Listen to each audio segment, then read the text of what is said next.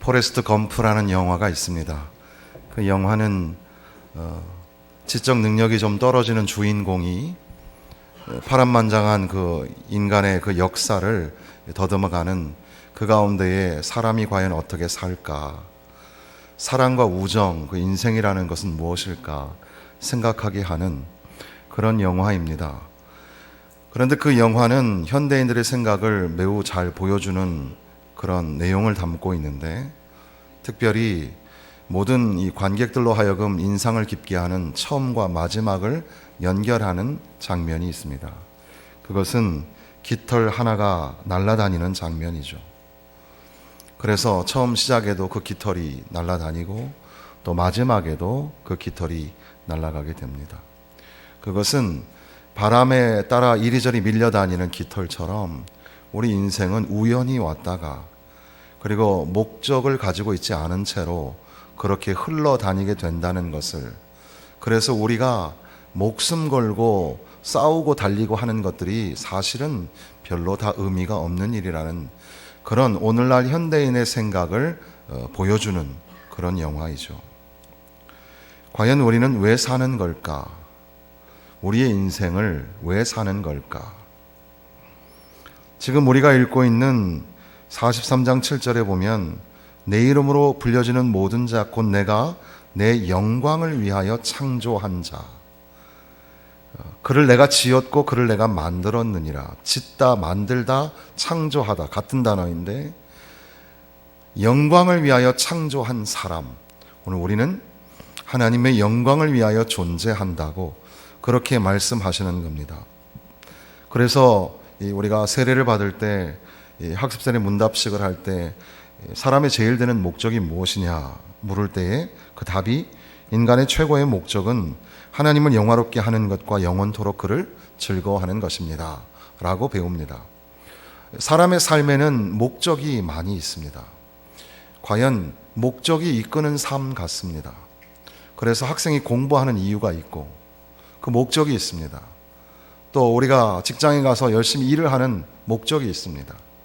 밥을 먹는 것도, 또 우리의 몸의 건강을 위해서 연습하고 훈련하는 것도 다 목적이 있는 겁니다. 총선을 앞두고 있는 정당의 목적은 정권 획득에 있습니다. 그런데 사실은 정권 획득을 하는 이유는 백성들, 이 나라가 번영하고 발전하고 그 백성들의 민생의 그 경제를, 교육의 질을 향상시키기 위해서 그들이 존재하는 거죠. 그리고 더 나아가서는 그 나라가 하나님의 공의와 정의를 실현하는가, 하나님의 사랑과 은혜를 구현하는가, 그런 나라를 위한 궁극적인 목적을 가지고 있는데, 그저 눈앞에 보이는 그런 작은 목적에만 우리가 매여서 살아가게 됩니다. 아무튼 우리의 삶은 과연 purpose driven life, 목적이 이끄는 삶인 것 같습니다. 목적대로 우리의 삶이 이끌림을 받는 것처럼 보이기도 합니다. 그리고 나아가서 궁극적으로는 하나님의 영광을 위하여 우리의 인생이 존재한다는 사실을 기억하게 되고, 우리의 삶을 어떻게 하면 하나님께 영광을 돌리며 살아갈까 생각하게 되는 겁니다. 사실 우리 사람만 그런 것이 아니라 하나님께서 창조하신 모든 창조물들이 다 하나님의 영광을 위하여 존재합니다. 그래서 로마서에 기록하기를 창세로부터 그의 보이지 아니하는 것들 곧 그의 영원하신 능력과 신성이 그가 만드신 만물에 분명히 보여 알려졌나니 그러므로 그들이 핑계하지 못할지니라. 그러니까 하나님을 알만한 것이, 하나님을 향한 지식이 모든 자연 만물에 있다는 사실, 그러니까 모든 자연 만물도 하나님의 영광을 위하여 존재한다는 겁니다. 그런데 하나님을 알되 하나님을 영화롭게 하지 아니하고 감사하지도 아니하고 오히려 그 생각이 허망하여지며 미련한 마음이 어두워졌나니 스스로 지혜 있다 하나 어리석게 되어 썩어지지 아니하는 하나님의 영광을 썩어질 사람과 새와 짐승과 기어다니는 동물의 모양의 우상으로 바꾸었느니라. 그러니까 하나님의 영광을 썩어질 우상과 바꾸어 버리는, 그래서 원래는 하나님의 영광을 위하여 존재하였던 모든 것들이 하나님의 영광을 위하여 그 기능을 발휘하지 못하는 왜곡되어 버린 세상. 이사야 선지자는 하나님의 영광에 매우 깊은 관심을 가지고 있었습니다. 하나님의 영광, 하나님을 만난 그날부터 그의 생은 변하였고 또 하나님의 영광을 선포하는 선지자가 되었습니다. 하나님의 영광은 그의 삶에, 그의 메시지에 매우 중대한 부분이었던 겁니다. 오늘 우리가 이사야 43장을 보았는데 40장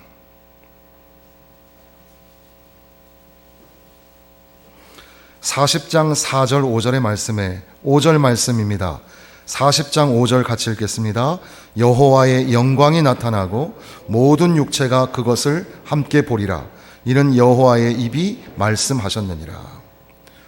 이스라엘 백성들이 고난을 당하고 있지만 회복하는 그날에, 구속하는 그날에 골짜기마다 도두어지고 산마다 언덕마다 낮아지며 평탄하게 되며 험한 곳이 평지가 되며 하나님의 영광이 나타나게 되고 모든 육체가 그것을 보게 될 것이다. 하나님의 영광에 깊은 관심을 가지고 있었습니다. 42장 8절 말씀입니다. 42장 8절 같이 읽겠습니다. 나는 여호와이니 이는 내 이름이라. 나는 내 영광을 다른 자에게, 내 찬송을 우상에게 주지 아니하리라. 하나님의 이름을 부르는 자, 하나님께 영광을 돌리는 자, 그들을 위하여 하나님께서 은혜를 베풀어 주시는 그 축복의 약속이 기록되어 있습니다. 그래서 모든 백성들이 하나님의 영광을, 하나님을 향한 노래를 부르게 될 것이라는 겁니다.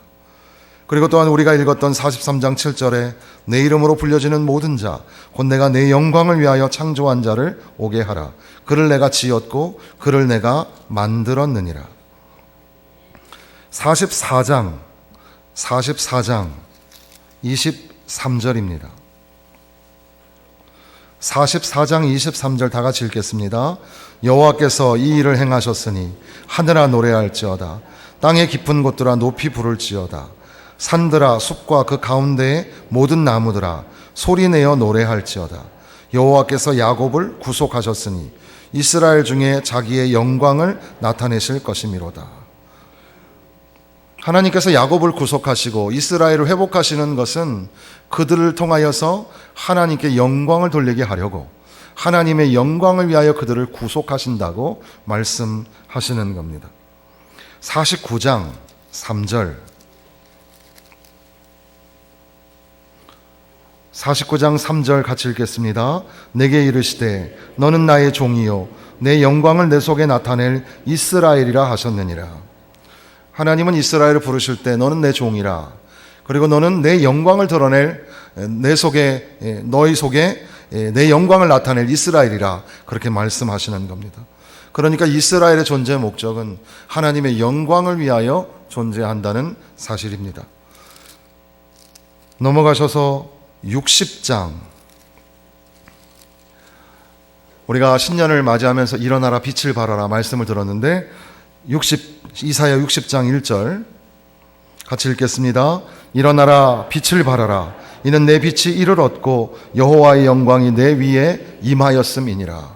그날에 구속과 회복과 축복의 날에 하나님의 영광이 비추어지게 되고, 그래서 모든 사람들이 하나님의 영광을 보게 하시겠다는 겁니다. 보라, 어둠이 땅을 덮을 것이며 캄캄함이 만민을 가리려니와 오직 여호와께서 내 위에 임하실 것이며 그의 영광이 내 위에 나타나리니 나라들은 내 빛으로, 왕들은 비치는 내 광명으로 나오리라. 하나님의 영광이 있을 가운데 비치게 되고, 그래서 모든 나라 모든 열방이 이스라엘에게, 그 영광의 빛이 비추어지는 이스라엘에게 나타나 함께 모여 하나님의 영광을 드러내게 될 것이라고, 그렇게 이사야 선지자는 그의 삶 속에, 메시지 속에 하나님의 영광에 관하여 아주 집요한 관심을 가지고 있었던 겁니다. 하나님의 영광을 위하여 존재하는 나라, 하나님의 영광을 위하여 사는 삶, 그것이 과연 이사야 선지를 통하여 오늘 우리에게 주시는 메시지가 되는 겁니다. 그런데 우리가 하나님을 영화롭게 한다, 하나님의 영광을 위하여 산다라는 말을 할 때 조심해야 될 게 하나 있습니다.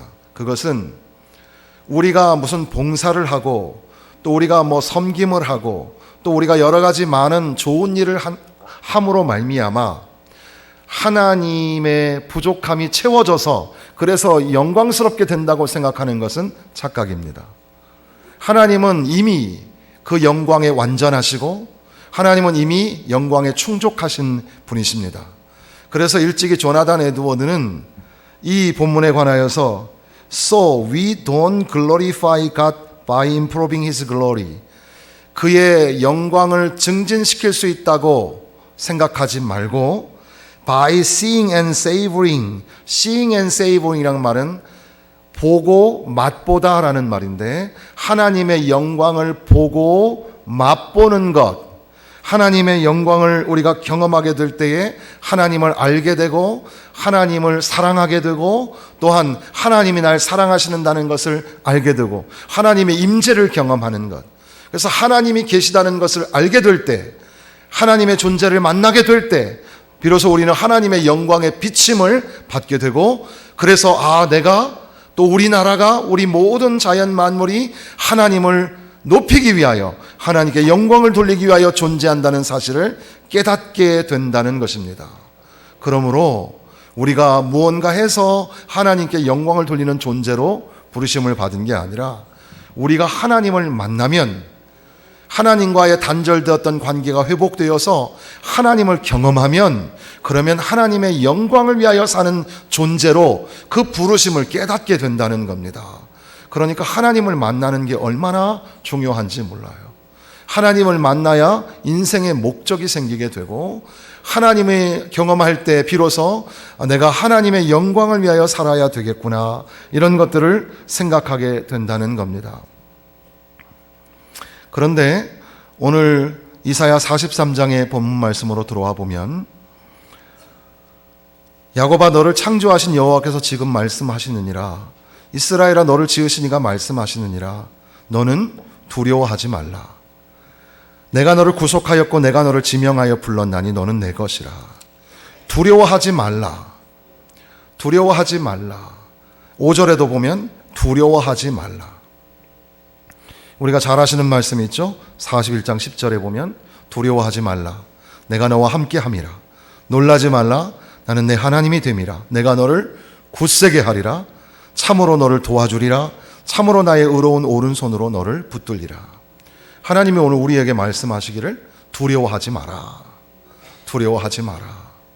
사실 이 역사적인 배경 속에서 보면 지금 이스라엘은 지도자로부터 백성들이 총체적으로 죄를 지음으로 말미암아 하나님 앞에 죄를 범함으로 말미암아 하나님의 무서운 심판을 만나게 되었습니다.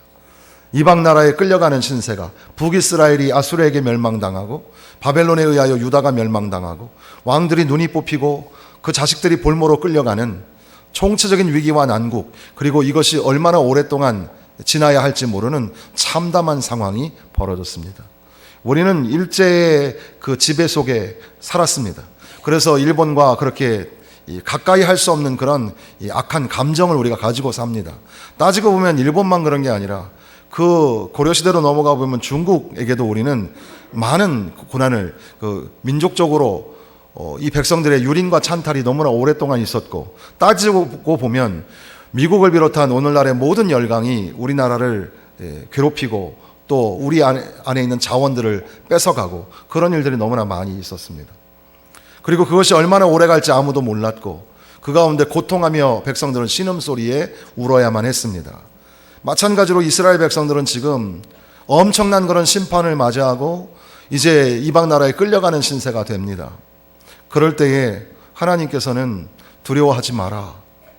두려워하지 마라. 내가 너를 구속하였다. 내가 너를 지명하였다. 이 말씀하시는 겁니다. 2절에 보면 내가 물 가운데로 지날 때에 내가 너와 함께 할 것이라. 강을 건널 때에 물이 너를 침몰하지 못할 것이며 내가 불 가운데로 지날 때에 타지도 아니할 것이요 불꽃이 너를 사르지도 못하리니.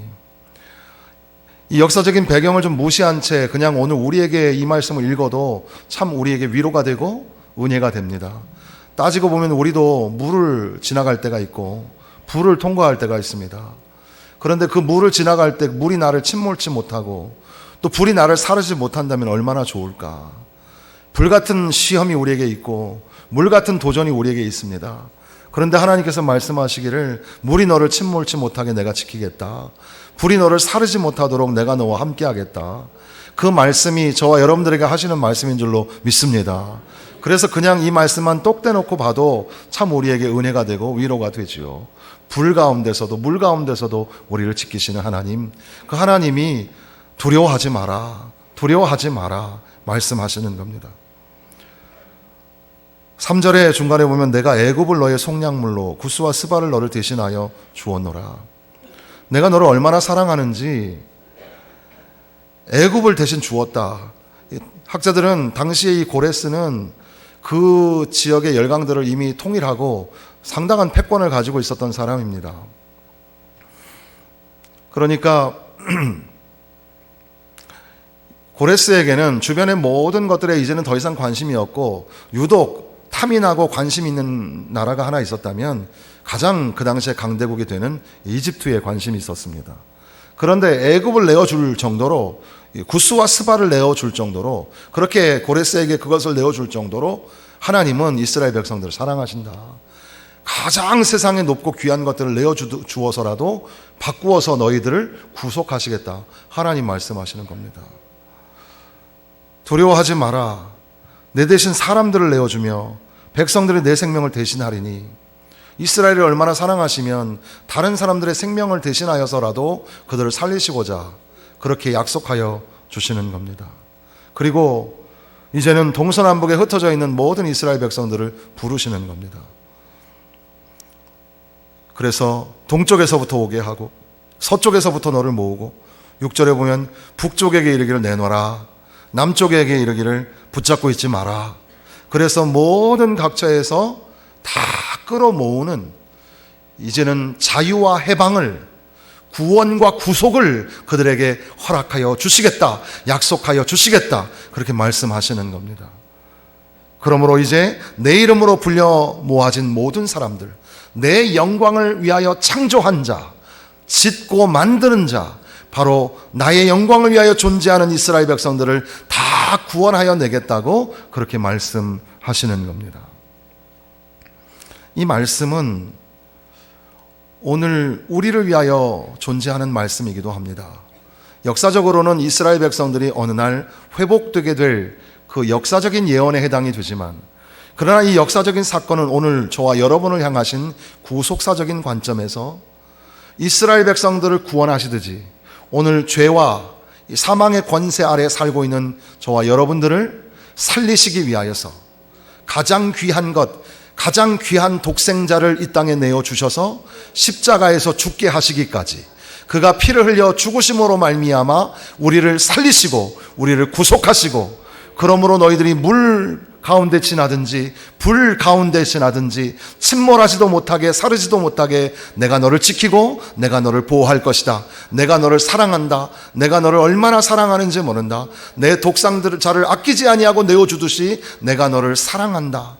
바로 하나님의 은혜, 예수 그리스도를 통하여 우리에게 부어주시는 하나님의 은혜, 바로 그 은혜 안에서 우리는 하나님의 영광을 위하여 부르심을 받은 존재라는 사실입니다. 그래서 에베소서 말씀에 보면 기록하기를 곧 창세전에 그리스도 안에서 우리를 택하사 우리로 사랑 안에서 그 앞에 거룩하고 흠이 없게 하시려고 그 기쁘신 뜻대로 우리를 예정하사 예수 그리스도로 말미암아 자기의 아들들이 되게 하셨으니 이는 그가 사랑하시는 자 안에서 우리에게 거저 주시는 바 그의 은혜의 영광을 찬송하게 하려는 것이라. 우리는 그리스도 안에서 그의 은혜의 풍성함을 따라 그의 피로 말미암아 속량 곧 죄사함을 받았느니라. 예수 그리스도의 피 공로로 말미암아, 예수님이 피 흘려 죽으심으로 말미암아 하나님의 은혜의 풍성함이 우리 가운데 넘치게 되었으며, 이제 우리는 은혜의 영광을 찬송하는 사람으로 이제 지으심을 받은 것을 깨닫게 되었다는 사실입니다.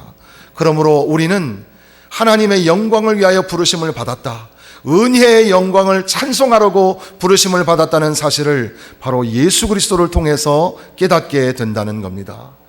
예수님을 만나면, 나의 구원자, 나의 구속자이신 예수님을 만나면 비로소 나의 존재의 목적, 내가 무엇을 위하여 살아야 하는지, 오직 하나님의 영광을 위하여 살아야 한다는 사실을 깨닫게 된다는 겁니다.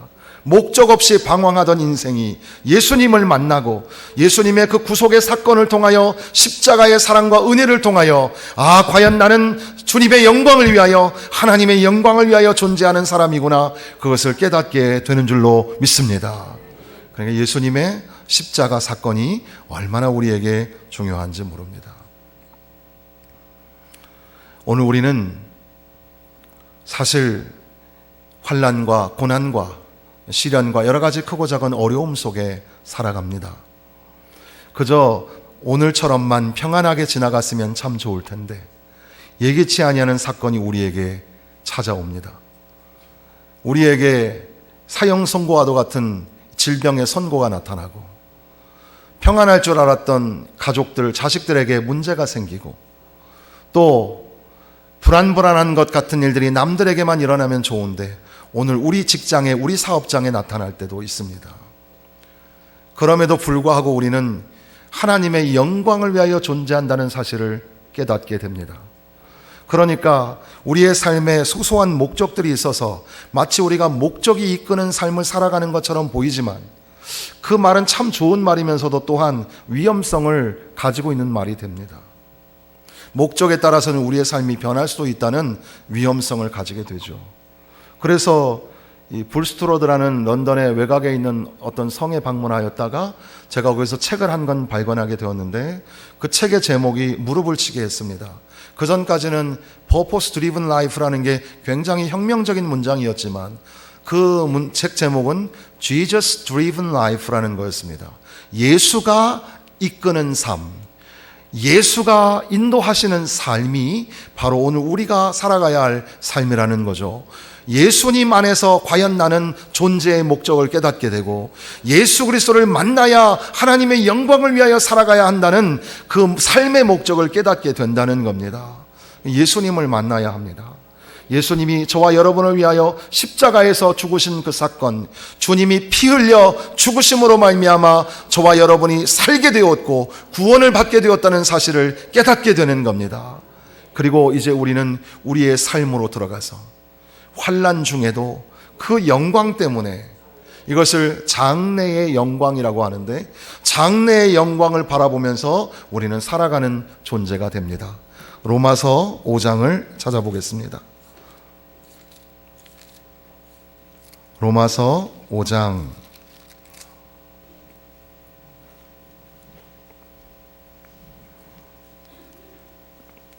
로마서 5장 1절에 보니까, 그러므로 우리가 믿음으로 의롭다 하심을 받았으니 우리 주 예수 그리스도로 말미암아 하나님과 화평을 누리자. 2절 같이 읽겠습니다. 또한 그로 말미암아 우리가 믿음으로 서 있는 이 은혜에 들어감을 얻었으며 하나님의 영광을 바라고 즐거워하느니라. 아멘. 예수 그리스도로 말미암아 우리는 은혜 안에 들어가게 되었으며 이제는 하나님의 영광을 바라고 즐거워하느니라. 여기에 그리스도인들의 삶의 역설이 담겨져 있습니다. 비록 환난이 우리에게 찾아오고 그 환난으로 말할 수 없는 고통 중에 있지만, 환난은 인내를, 인내는 연단을, 연단은 소망을 이루는 줄 알아서 장래의 소망, 장래의 영광 중에 환난이 우리에게 닥쳤음에도 불구하고 도리어 즐거워하고 주님과 동행하는 가운데 충만한 기쁨과 영원한 즐거움을 누리면서 살아가는 존재가 되었다는 사실입니다. 이제 오늘 새로운 한 날을 살며 또 새로운 한 주간을 살아갈 때 우리에게 환난이 없으면 좋겠습니다. 걱정도 염려도 없으면 좋겠습니다. 그러나 그렇게 세상이 녹록지 않습니다. 가만히 우리를 내버려 두지 않습니다. 환난과 풍파가 많은 세상을 삽니다. 그럼에도 불구하고 우리가 즐거워하고 찬송하며 살아갈 수 있는 것은 장래의 소망이 우리 가운데 있으며 장래의 영광이 우리 가운데 있습니다. 예수 그리스도로 말미암아 자유함을 얻었으며 예수로 말미암아 영생과 구원을 얻은 우리는 장래에 우리와 함께 동행하실 하나님을 바라보면서, 영광 중에 거하실 주님을 바라보면서 이 또한 지나가리라, 이 또한 지나가리라. 지금의 나에게 당하여진 모든 문제, 육체적인 문제, 물질적인 문제, 사람과의 관계의 문제, 이 모든 것들이 나를 심히 괴롭게 괴롭혀도 그럼에도 불구하고 두려워하지 마라. 내가 너와 함께 하겠다 약속하시는 하나님, 내가 당신을 위하여 살겠습니다. 하나님의 영광을 위하여 살겠습니다. 그러므로 오늘 내가 공부하는 이유는 좋은 학교에 진학하기 위함이고, 오늘 내가 노력하는 이유는 좋은 직장에 들어가기 위함이며, 열심히 사는 이유는 돈을 벌기 위한 목적이지만, 그러나 그것보다 더 궁극적인 목적, 오직 하나님의 영광을 위하여 내가 존재한다는 사실을 예수 안에서 다시 깨닫고 하나님의 영광을 바라보면서 환난과 풍파많은 세상 속에서도 기뻐하며 즐거하며 찬송하며 살아가시기를 주님의 이름으로 축원합니다.